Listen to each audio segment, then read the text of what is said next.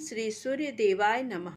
आप सभी का हमारे YouTube चैनल पर हार्दिक स्वागत है। आज रविवार के दिन सुने सूरज भगवान की कहानी। एक राजा था, एक रानी। उनके पास सिपाही, घोड़े, दास दासियां, धन दौलत सब कुछ था। सिर्फ उन्हें संतान नहीं थी। इसी कारण राजा रानी बहुत ही दुखी रहते थे। संतान प्राप्ति के लिए उन्होंने हर तरह का दान धर्म, धार्मिक अनुष्ठान, जप मंत्र, व्रत, पूजा पाठ किए, लेकिन कोई फायदा नहीं हुआ। अब राजा रानी दोनों ही बुढ़ापे की ओर बढ़ते गए। बुढ़ापे की ओर बढ़ते गए तो होता क्या है कि दोनों गहन सोच में पड़ गए। अब हमारे इतने बड़े राज्य का क्या होगा? कौन बनेगा इस राज्य का वारिस? कौन लेगा प्रजा की जिम्मेदारी? राजा रानी दिन रात इसी चिंता में घुलने लगे। उन्हें खाने पीने की भी सुध नहीं रहती। तो एक सुबह राजा के दरबार में एक साधु आता है। तो दासी रानी को इत्तिला करती है। तब वह दासी से कहती है, ये मेरा अंतिम दान धर्म है। इसके बाद मैं अपने हाथों से कोई दान धर्म नहीं करूँगी। रानी चावल भरा छाछ हाथ में लेकर बाहर आती है और साधु की झोली में भिक्षा डालने आगे बढ़ती है। तो उसके चेहरे पर छाई उद्विग्नता साधु की दृष्टि में आती है। वह उससे पूछता है, रानी साहिबा, क्या हुआ है? आप क्यों इतनी उदास हैं? तब रानी साधु को सारी हकीकत बताती है और सिसकने लगती है। उस पर वह साधु कुछ पल गंभीर हो जाता है और कहता है, चिंता मत करना रानी साहिबा, आपकी संतान की इच्छा पूरी हो जाएगी। आपकी कोख से एक पुत्र जन्म लेगा। मात्र वह 14 साल तक ही आप लोगों को मिलेगा। उसके आगे वह इस मृत्यु लोक में नहीं रह पाएगा। इससे बढ़कर आपको कुछ देना मेरे लिए संभव नहीं है। अपनी बात पूरी करते उसने अपनी झोली में हाथ डाला, थोड़ी सी भभूत निकालकर रानी को दी और कहा, आप और महाराज दोनों इसे बांटकर ग्रहण करना। तुम्हें जल्द ही पुत्र प्राप्ति होगी। इतना कहकर साधु अपनी राह चला गया। उसके जाने के बाद रानी सोचने लगी, 14 साल तो 14 साल ही सही। उतने समय के लिए हमें पुत्र मिलेगा, यही काफ़ी है। उतने साल तक मैं उसे जी जान से बड़ा करूँगी। उसे ढेर सारा प्यार दुलार दूँगी। अपनी संतान की मुराद पूरी करूँगी। उस रात अपना सारा राजकाज खत्म करके राजा जब रानी के महल में गए तो रानी ने राजा को सारी बात बताई और साधु की दी हुई भभूत राजा को दिखाकर बोली, साधु महाराज ने ये भभूत हम दोनों को ग्रहण करने को कहा है। राजा बोले, इतना दान धर्म किया, जप तप किया, कोई फल नहीं मिला। अब इस भभूत से हमें संतान प्राप्त होगी क्या? उस पर रानी बोली, जब इतना सब कुछ किया तो अब ये भी सही। खामख्वाह उस साधु के क्रोध को क्यों बुलावा दें? राजा को अब किसी पर विश्वास नहीं था, पर रानी को दुख न पहुँचे इसलिए वह राजी हो गया।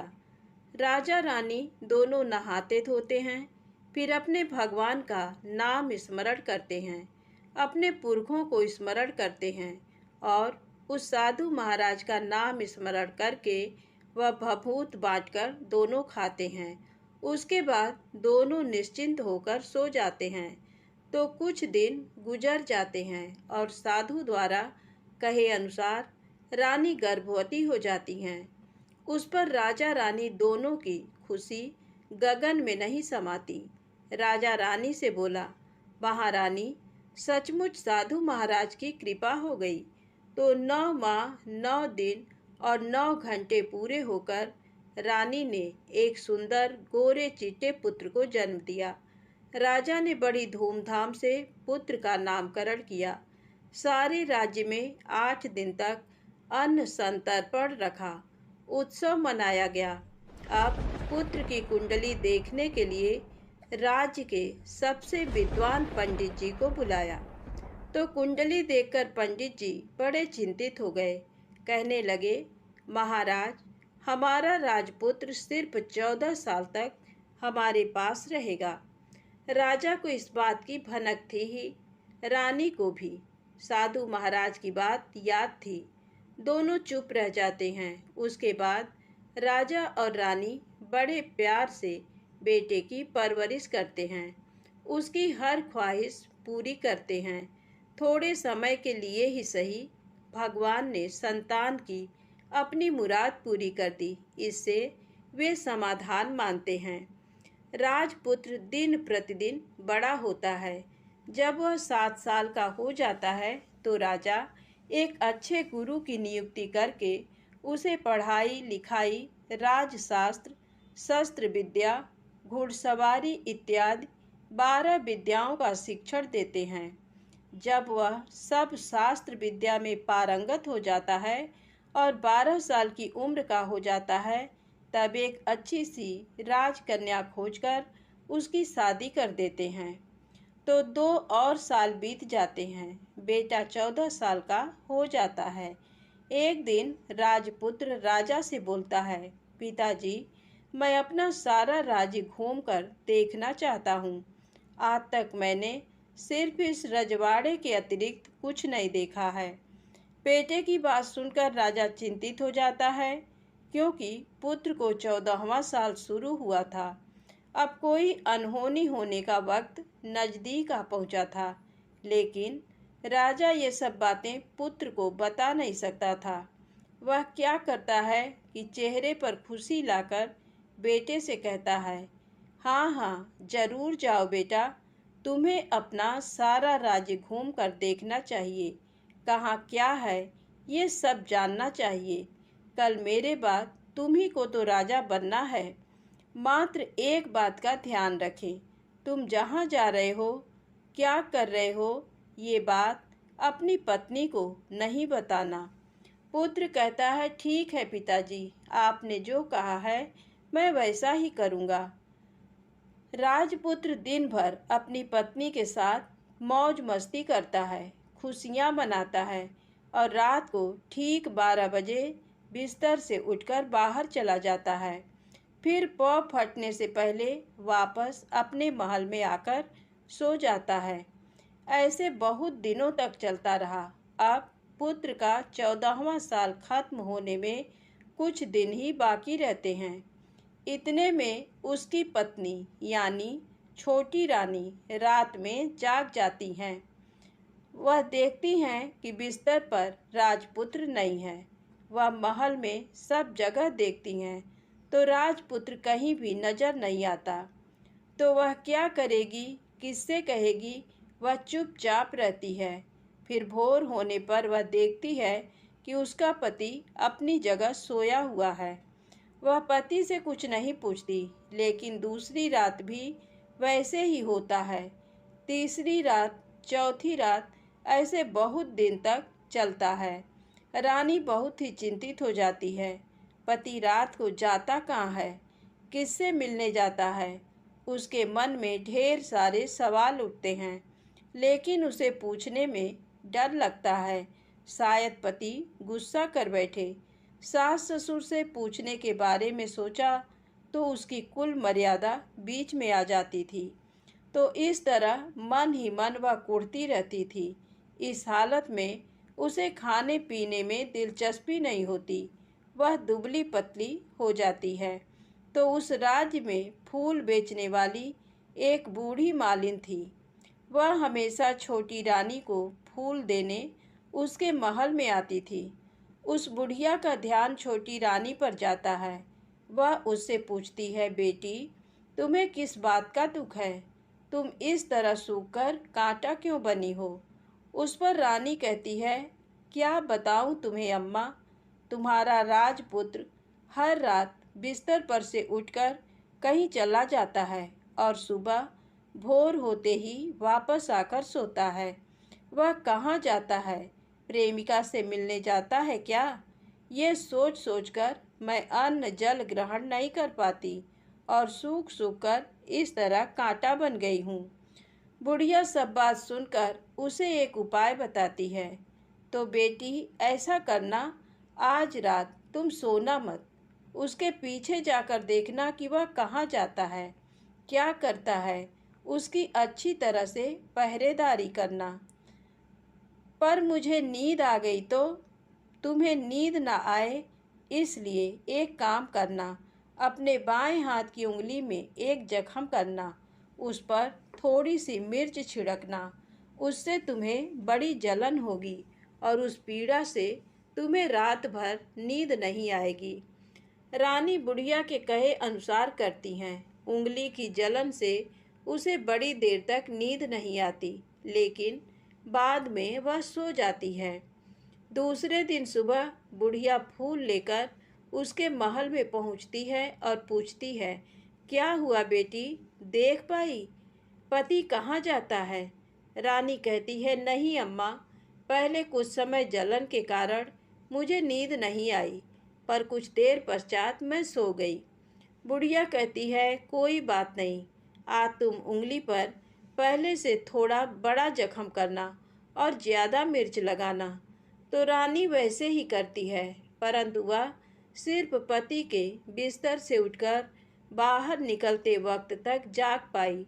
वह उसके पीछे नहीं जा सकी, क्योंकि उसकी आंखें उस समय तक मुद गई थी।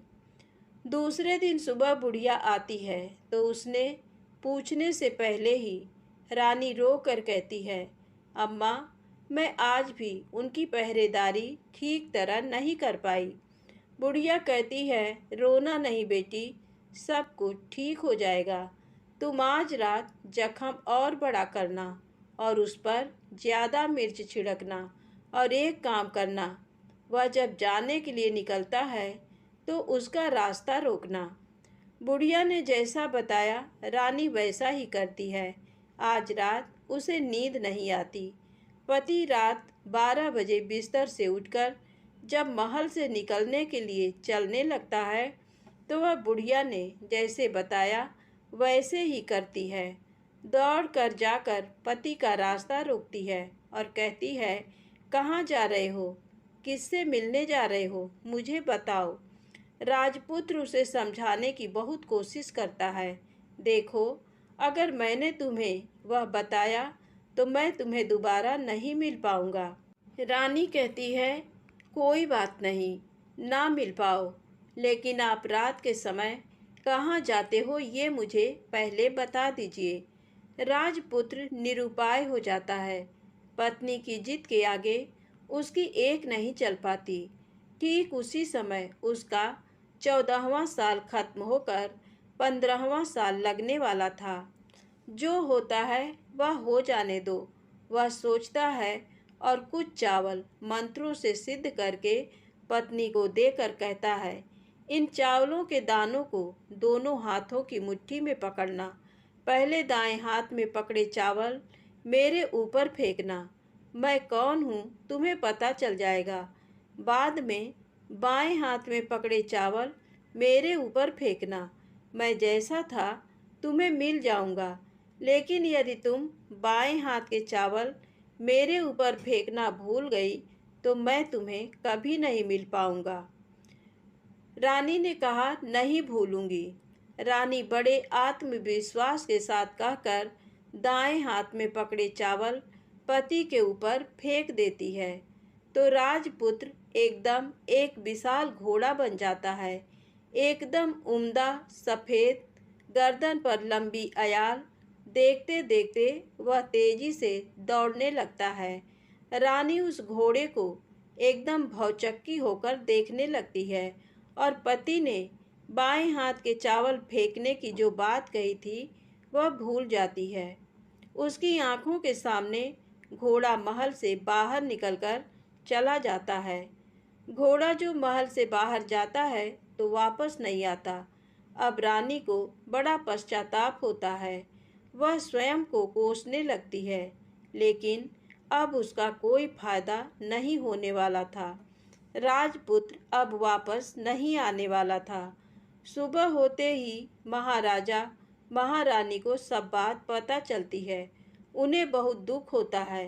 वे बिस्तर पकड़ते हैं और राह देखते हैं कि एक दिन उनका बेटा वापस आ जाए। इस तरह 1 महीना गुजरता है, 2 महीने गुजरते हैं, 3 महीने गुजरते हैं, आखिर 6 महीने पूरे होते हैं। राजपुत्र का कोई अता पता नहीं लगता।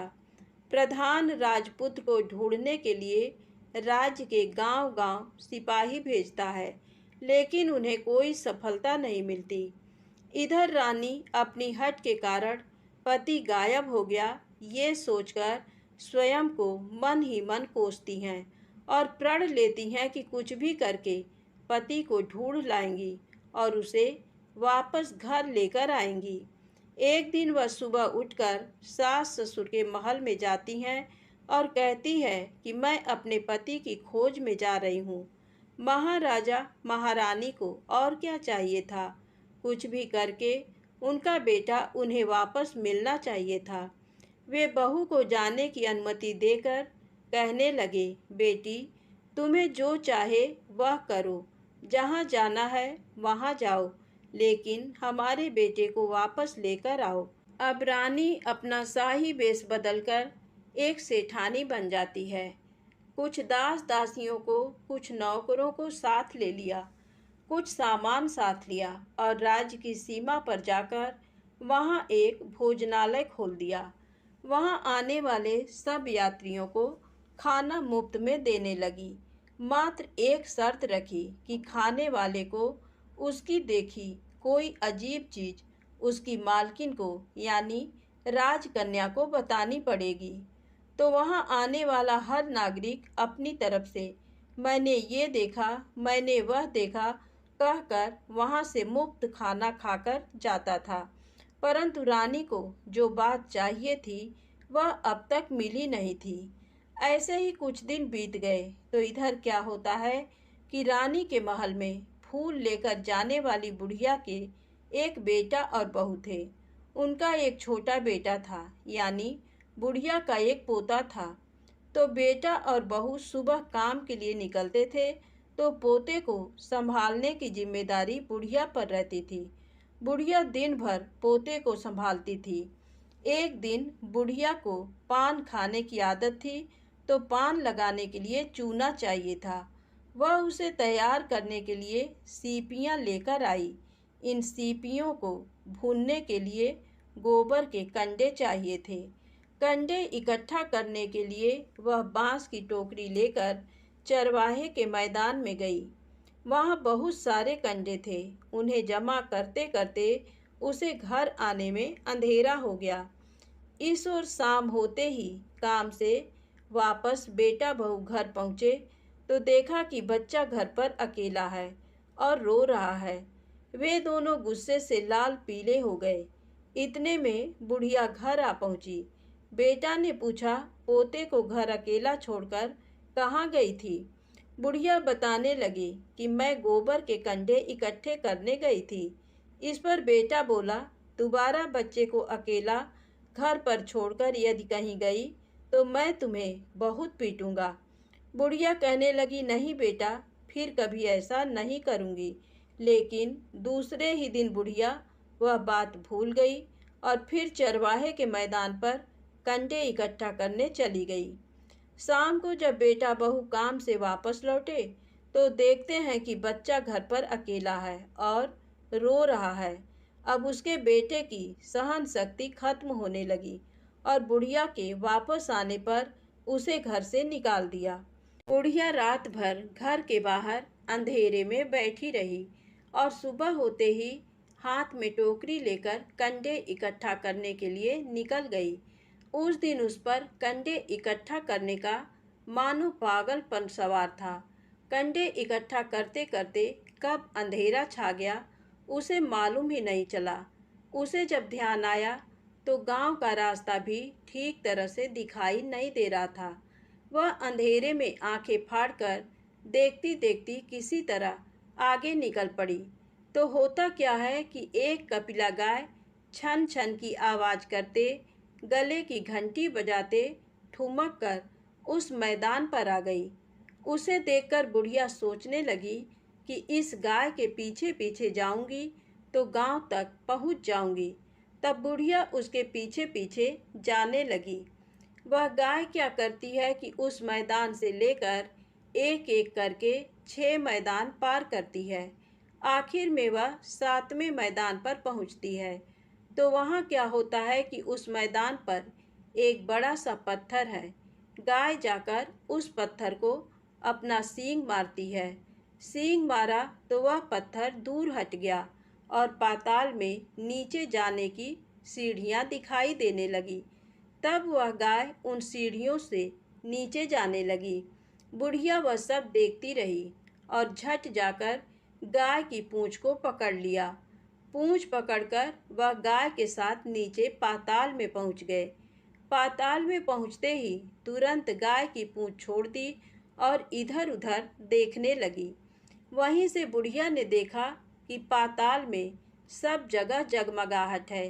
दिया दीप जलते हैं और तेज रोशनी गाय के ऊपर पड़ती है और वहाँ अद्भुत घटनाएं घटने लगीं। गाय के नीचे जाते ही उसके गले में अपने आप सांकल पड़ गई और छम छम करके कोई दुधाड़ी में गाय का दूध दूहने लगी। लेकिन जो भी कोई वह कर रहा है वह मात्र दिखाई नहीं दे रहा।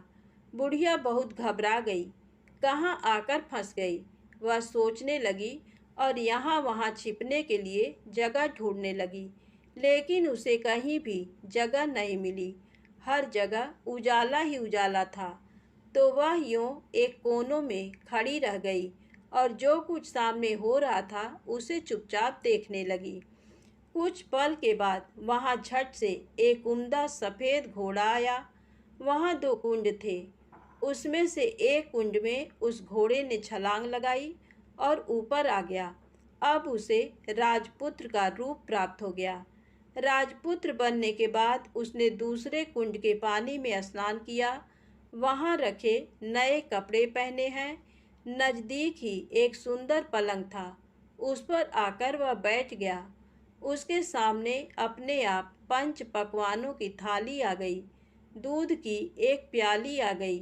पान सुपारी आ गए। उसके सामने एक दिया जलता रहा।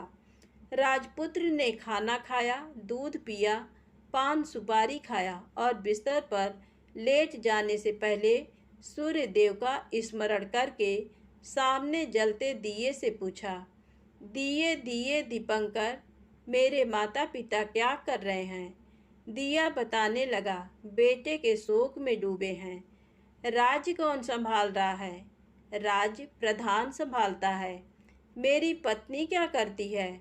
उसने चौराहे पर भोजनालय शुरू किया है और आते जाते लोगों से वह नई खबर के बारे में पूछती है। दिए के ये कहते ही राजपुत्र कहने लगा, ठीक है। उसके बाद वह सो गया। बुढ़िया कोने में खड़ी रहकर ये सब देखती रही। ऐसी अद्भुत घटना उसने जिंदगी में पहली बार देखी थी। उसे अंदर ही अंदर चुलबुलाहट होने लगी।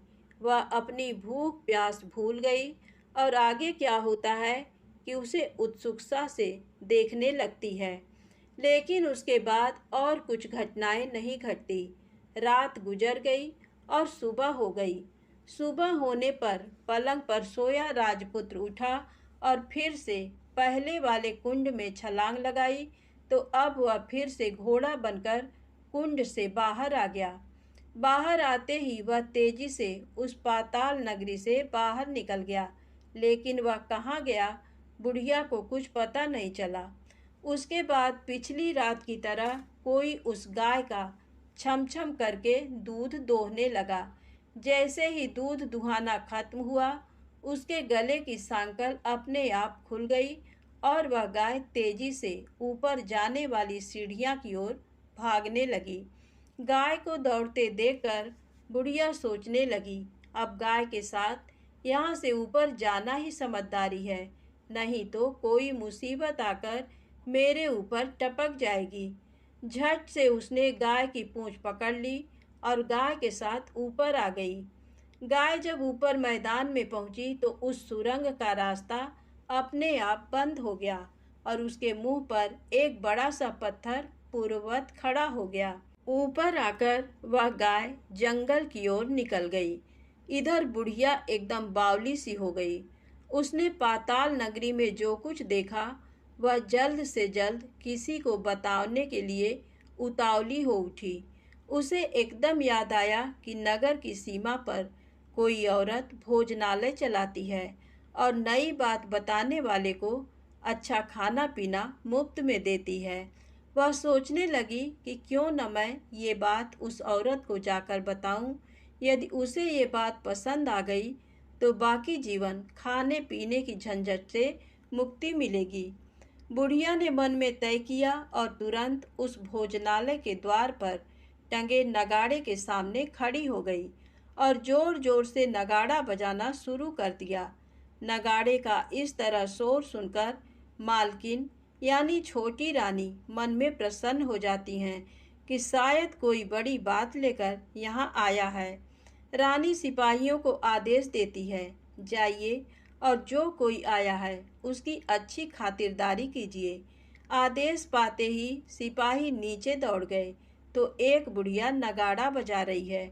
उन्होंने पूछा, क्यों री बुढ़िया, क्या हुआ, क्यों नगाड़ा बजा रही हो? बुढ़िया बोली, कुछ नहीं बेटा, यहाँ खाना मिलता है ना, इसलिए आई हूँ। खाना चाहिए, मिलेगा, लेकिन तुझे कोई नई बात बतानी पड़ेगी। हाँ बताऊंगी, एक बात मालूम है मुझे। इस पर सिपाही उसे अंदर लेकर आए। उनको मालकिन का आदेश था कि जो कोई बूढ़ा बुजुर्ग वहाँ आए उनके साथ अच्छी तरह पेश आना, उनका अच्छा आदर आतिथ्य करना। तो सिपाही ने उस बुढ़िया का भरपूर आदर आतिथ्य किया। उसे बड़ी सी थाली भरकर व्यंजन परोसते हैं। बुढ़िया कुछ दिनों से भूखी थी, वह खाने पर टूट पड़ी। खाना खाने के बाद सिपाही ने उसे नई साड़ी पहनने को दी। उसके बाद उसे लेकर रानी के पास आए। बुढ़िया और रानी ने तुरंत एक दूसरे को पहचान लिया। बुढ़िया बोली, बेटी तुम? और रानी बोली, अम्मा तुम? बड़ी देर तक दोनों भांति भांति की बातें करती रहीं। आखिर कुंवरनी बुढ़िया से कहने लगी, अम्मा अब बताओ तुमने क्या नई बात देखी है? नई बात? मैंने कोई नई बात देखी नहीं है। वह तो मेरे पास तुम्हें देने के लिए खाने के पैसे नहीं थे, इसलिए मैंने झूठ कहा और नगाड़ा बजाया। रानी ने कहा, अम्मा घबराना नहीं, मैं किसी को तुम्हारा नाम नहीं बताऊंगी। फिर भी बुढ़िया मैंने क्या देखा, कब देखा करके आनाकानी करने लगी। इस पर कुंवरनी ने उससे कहा, देखो अम्मा, यदि तुमने मुझे वह नई बात बताई तो जिंदगी भर मैं तुम्हारी देखभाल करूंगी और तुम्हें रानी माता की तरह रखूंगी। अब बुढ़िया बताने को तैयार हो गई। उसने जो कुछ उस चारागाह वाले मैदान पर देखा था वह सब कुछ कुंवर रानी को बता दिया। बुढ़िया की वे बातें सुनकर कुंवरनी को यकीन हो गया कि वह राजपुत्र उसी का पति है। वह तुरंत बुढ़िया से कहने लगी, अम्मा मुझे उस जगह पर ले चलो। नहीं बेटी, वह पाताल राज्य है, सांप है। यदि किसी ने तुम्हें देख लिया तो तुम्हारी जान खतरे में पड़ सकती है। लेकिन रानी उसकी एक भी नहीं सुनती। उसे उस जगह ले जाने के लिए हठ करने लगी। आखिर में बुढ़िया ने उसका कहना मान लिया और कहने लगी, ठीक है, मैं तुम्हें वहाँ लेकर चलती हूँ, पर आज नहीं कल। वहाँ जाना है तो शाम को ही जाना होगा। तो दूसरे दिन दोपहर को रानी बुढ़िया के साथ उस मैदान पर गई और एक जगह छुपकर गाय के आने की राह देखने लगी। दिन ढलते ही अंधेरा घेरने लगा और गाय हमेशा की तरह वहां आ गई। मैदान के उस कोने में जाकर उसने पत्थर पर सींग मारा तो झट से पत्थर हटकर वहां सुरंग में जाने का रास्ता खुल गया। गाय उस रास्ते से नीचे उतरने लगी तो बुढ़िया रानी से कहने लगी, जल्दी आगे बढ़ो, हम गाय की पूंछ पकड़कर नीचे उतरेंगे। तो दोनों गाय की पूंछ पकड़कर नीचे उतर गईं। बुढ़िया पहले जिस कोने में छिपी थी उस कोने में छिप गई। अब नीचे सब कुछ पहले जैसा घटित हो रहा था। गाय के गले में अपने आप सांकल पड़ गई। कोई अदृश्य रूप से उसका दूध दूहने लगा। एक सफ़ेद उम्दा घोड़े ने आकर एक कुंड में छलांग लगाई तो राजपुत्र के रूप में ऊपर आया। वह राजपुत्र दूसरे कुंड में नहाने लगा। बाद में उसके सामने खाने की थाली आ गई, दूध की प्याली आ गई, पान बीड़ा आ गया। राजपुत्र सब ग्रहण करके सोने के लिए पलंग पर गया तो सोने से पहले सूर्य देव का स्मरण करके वह दिए से पूछने लगा, दिए दिए दीपंकर, मेरे माता पिता क्या कर रहे हैं? तो दिया कुछ जवाब नहीं देता, बल्कि वह बुझने लगता है। तब राजपुत्र को कुछ अघटित हुआ है, इसका संदेह हो गया है। वह उदास हो गया और जो कुछ हुआ है वह हो जाने दो ऐसा सोचकर सोने के लिए बिस्तर पर लेट गया। अब रानी का संयम छूट गया। वह दौड़कर पति के पास गई और उसके पैर पकड़ने के लिए आगे बढ़ने लगी। राजपुत्र तुरंत ही पत्नी को पहचान गया। वह झट से पीछे हट गया और चिल्लाने लगा, नहीं नहीं, मुझे मत छूना, सर्वनाश हो जाएगा। रानी दोनों हाथ जोड़कर पति से अपनी भूल स्वीकार करने लगी। स्वामी, मुझसे भूल हो गई। मुझे आपसे नहीं पूछना चाहिए था कि आप रात को कहाँ जाते हो। मैं अपनी भूल स्वीकार करती हूँ। मुझे मेरी भूल की सज़ा मिल गई है। अब आप घर चलें। आपके वियोग में आपके माता पिता ने बिस्तर पकड़ लिया। आपकी प्रजा भी बहुत दुखी है। उस पर राजपुत्र कहने लगा, वही तो एक बार तुम गलती कर बैठी हो, अब दोबारा मत करना, नहीं तो अब मैं तुम्हें जो दिख रहा हूँ वह अभी नहीं दिखूंगा। रानी अब विलाप करने लगी, जोर जोर से जमीन पर सिर पटकने लगी। राजपुत्र के मन में उसके प्रति दया उत्पन्न हो गई। वह उससे कहने लगा, यदि तुम मुझे पाना चाहती हो तो तुम्हें एक काम करना होगा। काम कठिन है, लेकिन वह तुम्हें अकेले करना होगा। रानी ने कहा, कहो स्वामी, कितना भी कठिन काम हो मैं वह पूर्ण करूंगी। रानी कहने लगी।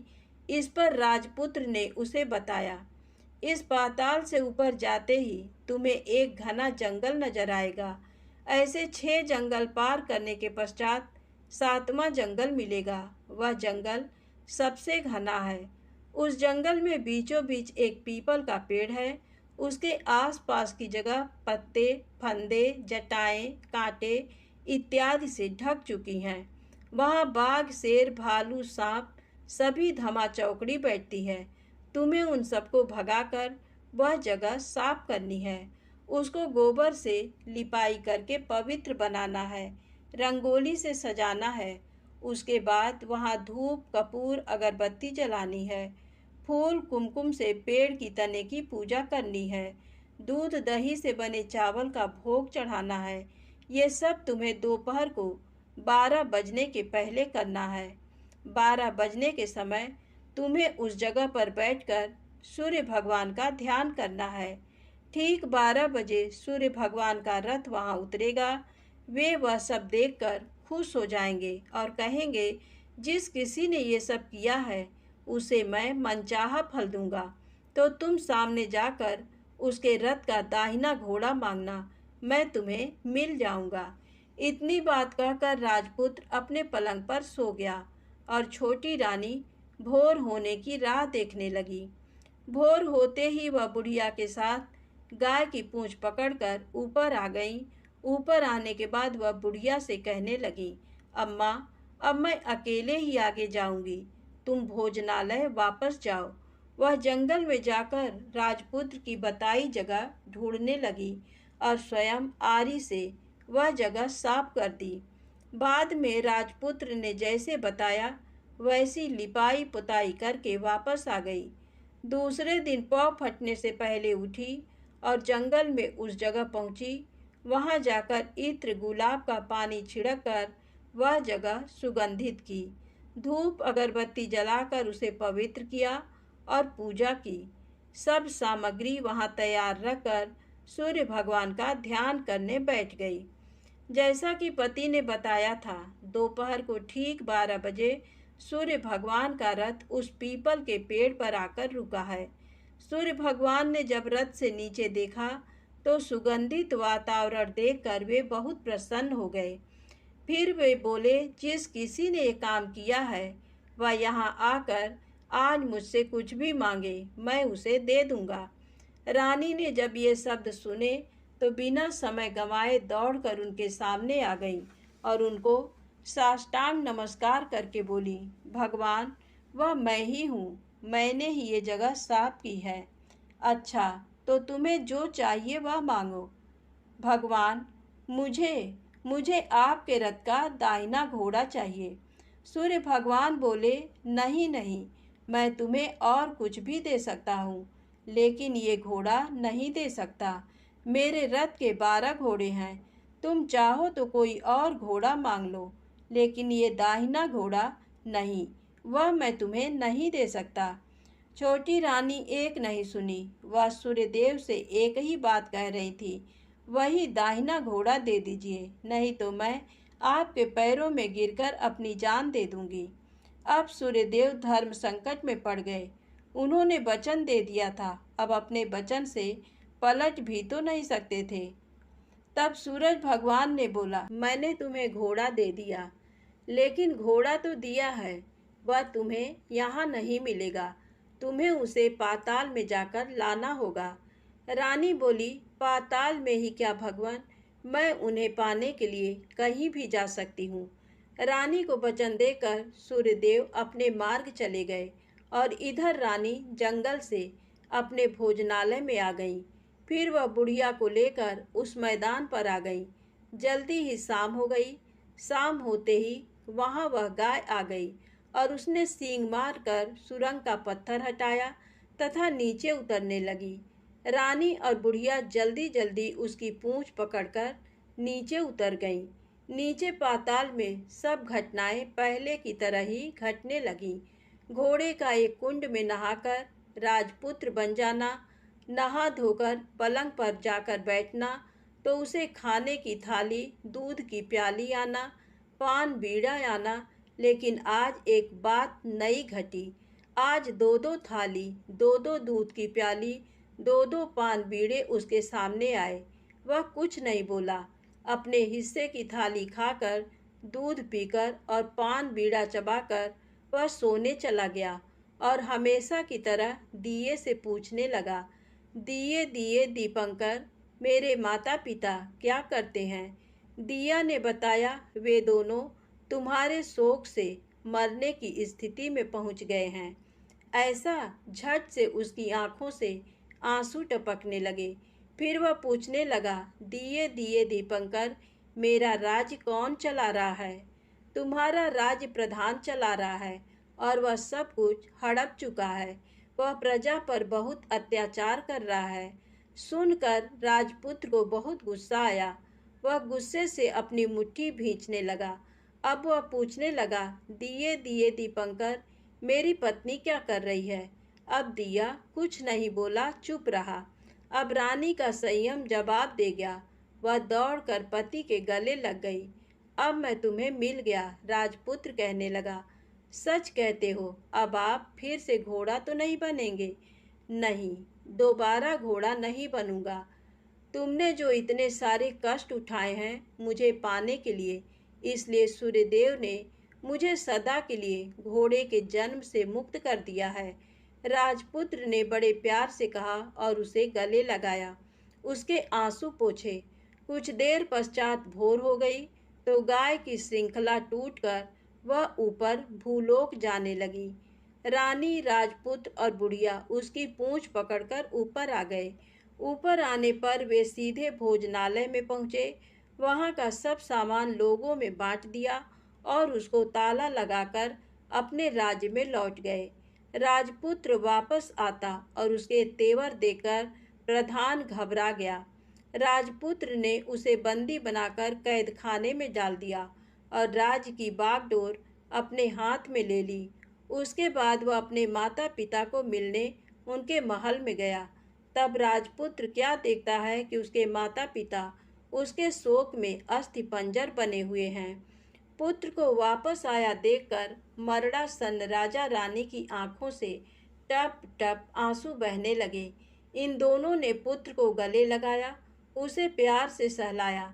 इतना होने के बाद उनके सेहत में एकदम सुधार आने लगा। वे अब बिस्तर से उठकर बैठ गए हैं। पुत्र को आशीष देने लगे। राजपुत्र के आने की खबर तुरंत राज्य भर में फैल गई। प्रजा खुशी से फूली नहीं समाई। प्रजाजन राजमहल के सामने इकट्ठे हो गए। राजपुत्र ने भी उन्हें दर्शन दिए और आज से उन्हें कोई दुख नहीं पहुंचाएगा, ऐसा वचन भी दिया। अब राजा अपने पुत्र का राज्याभिषेक करके उसे सिंहासन पर बिठाता है और बहू को महारानी का दर्जा देता है और स्वयं अपनी पत्नी के साथ ईश्वर स्मरण करते खुशी से दिन बिताता है। महाराजा बना राजपुत्र अच्छी तरह से राज्य चलाने लगा और अपनी पत्नी के साथ सुख शांति से जीवन बिताने लगा। उस बुढ़िया को रानी ने अपने पास ही रख लिया। उसकी अच्छी तरह से देखभाल करने लगी। बुढ़िया और उसके बुढ़ापे के दिन खुशी से गुजरने लगे। प्रेम से बोले सूरज भगवान की जय हो।